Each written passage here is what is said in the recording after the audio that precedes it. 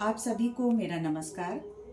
आज फिर आपके सामने फिर से उपस्थित हुए हैं। आज तो कैसे विषय तो नहीं कहा जा सकता है, ये हम आप सबकी यादों से जुड़ा हुआ है और वो यादें हैं अपने बचपन की। बचपन की यादें कभी भी भुलाया नहीं जा सकता है और जब भी याद करते हैं तो मन खुश हो जाता है। फिर से लगता है कि उसी गलियारे में चले गए हैं। वो भी क्या दिन हुआ करते थे जब हम उन गलियों में दौड़ा करते थे, खुले आसमान में घूमा करते थे, एक लंबी छलांग लगाया करते थे और बच्चों के साथ वो जो मस्तियाँ हुआ करती थी, वो भी क्या दिन थे। फिर से लगता है कि वो फिर से बचपन वापस लौट आए।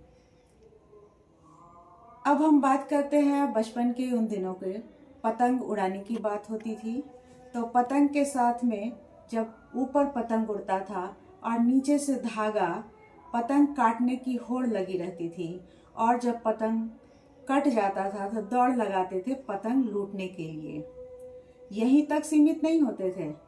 जब आम किसी का दिखता था तो आम के ऊपर पत्थर भी चलाया करते थे और आम लूटते भी थे। साथ में कंचे की गोली है या फिर छोटे छोटे खेल हुआ करते थे जिसमें हम लोग सब रम जाते थे। ना तो किसी आधुनिकता की दौड़ थी और ना ही किसी मन में किसी तरह का छल कपट था। बस एक निश्चल निर्मल बचपन हुआ करता था जो काफी कोसों दूर हुआ करता था आधुनिकता के साजो सामान से। जब टीवी आया, टीवी के दौर में एंटीना हुआ करता था और एंटीना से दूरदर्शन पर कार्यक्रम हुआ करते थे। लोग अपने अपने छतों पर चढ़कर एंटीना घुमाया करते थे और उसमें नए नए प्रोग्राम को देखा करते थे। कृषि दर्शन हो, चाहे वो और भी कार्यक्रम हो, चाहे वो समाचार हुआ करता था, इतने सारे चैनल नहीं हुआ करते थे। और जब पिक्चर होती थी, सिनेमा दिखाया जाता था तो सब इंतजार करते रहते थे कि कब समय आए और सब बैठ के उस पिक्चर का, उस सिनेमा का आनंद ले सके।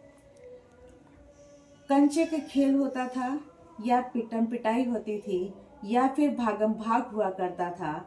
दौड़ दौड़ कर एक दूसरे को पकड़ना हुआ करता था और ये सब यादें कहीं भी मिटता नहीं है, फिर से हमारे सामने नजर आता है।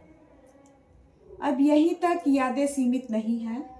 जब यादों को याद करते हैं तो लगता है कि काश वो बचपन लौट आता। दोस्ती भी हमारी गजब की हुआ करती थी।